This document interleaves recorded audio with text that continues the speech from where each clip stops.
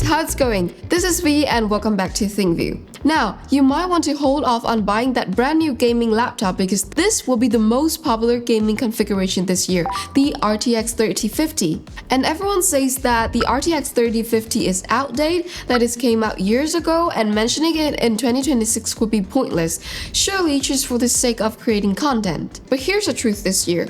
This very card, one criticized as outdated, is on its way to becoming the most popular gaming card in gaming laptops under $1,000 USD. Many manufacturers will have to reuse older configurations to ensure the price of the machines doesn't increase too much during this period. So, today I'm going to answer a few questions. At this point, what can an RTX 3050 laptop can still play, at what settings, and is it worth buying?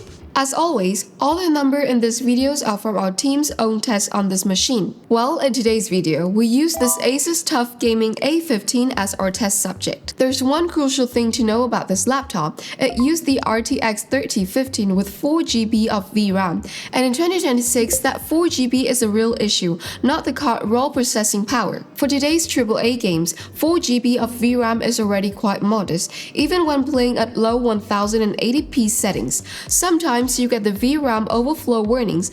Don't worry, the game won't crash. Now, let's come to the real test. I've tested this on two groups of games. The first group consists of eSport and MOBA games. You might be surprised by the lower frame rates compared to the expectations. Most games fluctuate between 90 to 110 FPS, with no possibility of higher frame rates. The explanation for this is that the machine is lacks of mux switch. I even searched the Armory crate and couldn't find that option. I've already switched the GPU mode to optimize, but it didn't improve anything. Although the RTX 3050 can render more frames, it still can't display everything on the screen. The second group is AAA, which can be played at full HD resolution, but you will need to fine-tune the settings for each game to reach 60 FPS. I can set the preset to high and push the DLSS performance or ultra performance, and the game will still run and smoothly. Only Black Myth will come, which utilizes a new game engine but not well optimized, so you will need to lower the preset to low and adjust the DLSS balance to play it.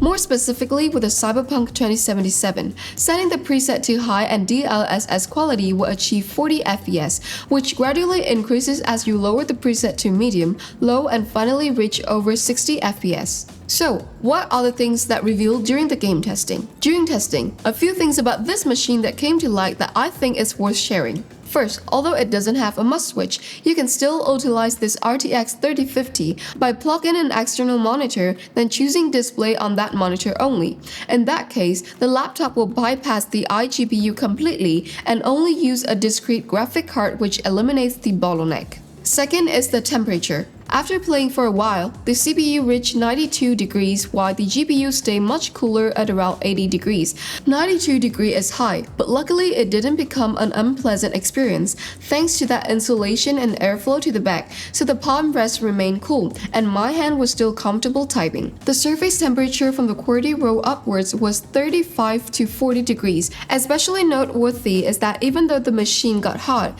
the fan was incredibly quiet, even quieter than some high-performance ultrabooks, and the CPU and GPU temperatures remain stable throughout my gaming sessions. When gaming, the machine consumes around 110 watts, while the included power supply is 180 watts, so the power from the power supply is quite sufficient without any power drops that would throttle the performance.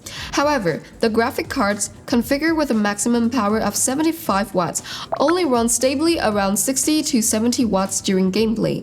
This means there's still unused power in this machine, possibly because the cooling system is not adequate. So, going back to my question at the beginning of the video, in 2026, can an RTX 3050 play a lot of games? And the answer is yes, but you have to use proper game setting and have your expectations right. If you mainly play esports, the RTX 3050 could still handle it, but you need a machine that supports mux switch to avoid lag when outputting. For AAA games, it's still playable, but you have to accept playing at medium or low settings with DLSS. And that's all for today's video. So, what do you think about the RTX 3050 in Big 2026? Let me know in the comment. And don't forget to like this video, hit the subscribe button, and I'll see you in the next video. Bye!